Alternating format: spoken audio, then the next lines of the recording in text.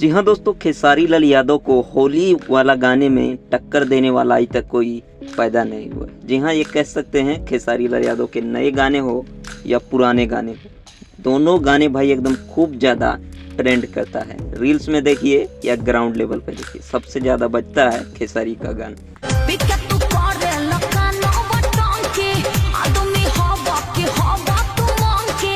तो भाई लोग, ये जलवा है अपन किंग खेसारी लाल यादव के। जी हाँ, सबसे ज़्यादा होली में अगर किसी का गाना बजता है तो खेसारी लाल यादव है।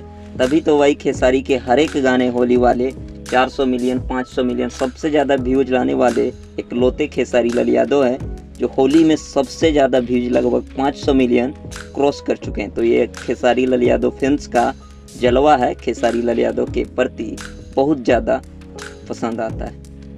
तो दोस्तों, मिलते हैं फिर नेक्स्ट वीडियो में। वीडियो अच्छा लगा हो तो लाइक कीजिए, चैनल पर नए हैं सब्सक्राइब कीजिए।